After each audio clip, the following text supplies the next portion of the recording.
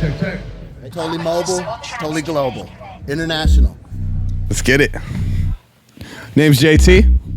Hometown is Tampa, Florida. Born and raised. Living in Raleigh, North Carolina now. Kind of a globetrotter, and I'm kind of stir crazy, so I move around a lot. One of the people I just actually shout out Famous Kid Break. Got out to this music video, Famous Kid Break. Shout out Famous Kid Break. He's been here. He's been with me since day one. I've been around with him for a long time, and I got to give a shout out to my manager Matt with TGS Talent. He's really done a lot for me in the past few months that we've been working together. Any collabs? The collabs that I have coming up are huge because I'm a dynamic music artist. You know, I don't stick to hip hop as just one genre. I'll pick up a guitar one day. I'll do some EDM the next day.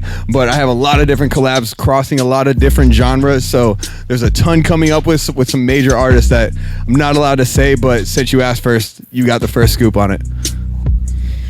Yep, completely independent since day one. Working with Matt, working with our investors, working with various record labels to help us get placement in different playlists, different distribution, and different tours. I'm actually starting up in a pretty large tour next year in March, which I'm pretty excited for.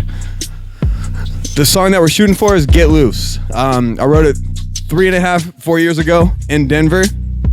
It's been one of my favorite songs from the beginning, and recently I flew back out to Florida to go to Clear Track Studios. Shout out Marv. Worked with Marv, and we reproduced Get Loose. We made a whole brand new instrumental to it. I chopped apart a couple different songs and pulled out different verses that I really liked and put it in there, and we put together a really powerful song. Let's get it. I'm super excited for. It's not only it's different from those regular party songs. You know, it's not about going out and getting chicks and having an ulterior motive. It's about getting loose. You know, it's about going out, having a good time. So I'll answer those because those are kind of two different questions. Musically, who are my influences and what has been my recent influence? My recent influence to keep going is how disappointed I've been in the music industry. I know what people are doing. I'm in it too, and it's people talking and rapping about things that are negative. And with all the negativity going on in the world right now, we don't need that. Music is supposed to be something that you release to. You can put it on, music on, world off. But that's not what I've been hearing recently. People are just getting in the studio and saying whatever they're being paid to say. So that's where I come in. Let's get it. Nothing in my music is not something that I don't do. You know, if I rap it, if I sing it, believe I've done it or believe that I believe in it. I always keep it real until even when it goes wrong, I'll still keep it real, and that's hard to find these days. You know, it's being 100% legit to the core, and that's what I'm about. Musically, I'd say that my influence kind of stems from a bunch of different various artists, which kind of creates the blend that I come up with. One of the major artists that I have to give a shout out to is Lil Peep. You know, rest in peace, Lil Peep. He was changing music for the best. I'd say that's my biggest influence into creating and blending different genres of music, and that's why. Marshall Mathers LP, first album I ever bought. Yep. Ooh, the best performance so far I've got to say was at LGH Dockside. It's a dispensary actually that my manager owns on Clearwater Beach. Yeah. Yep. Yeah. Well, so I've been writing and making music for 15 years. The reason why it all started coming out in 29 is because I really sat down and had a conversation myself because COVID was going on. You know, everybody was stuck inside, kind of forced to re-identify with themselves and how they're contributing to the world. And that gave me time to, I quit my job, quit everything, blocked everything out, and that's when I started actually putting attention into my music.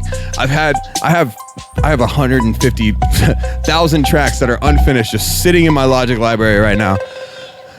Yeah, so I started slowly whipping them out, and slowly, I've been in marketing for 15, 20 years, so I started using my marketing know-how, combining it with the music that I've had, and doing something. So I worked on building a foundation with that, and then I started releasing everything after that. Everything's fully original. And my favorite, that's a good question, and I love it because it gives you an opportunity to talk about what you want to talk about. And what I want to talk about is things like behind the scenes, like how's the music getting made, and what went into the music that's getting made, and really talking to people on more of a personal level rather than communicating with them through the music that you put out.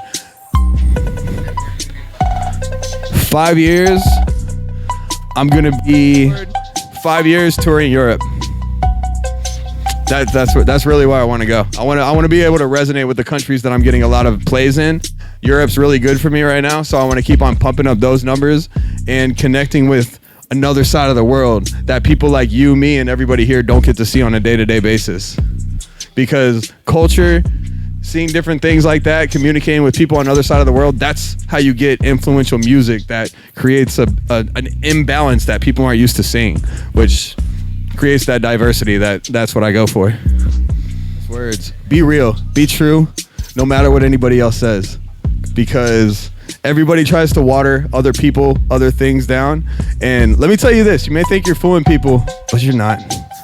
You're not. You got to be true to yourself.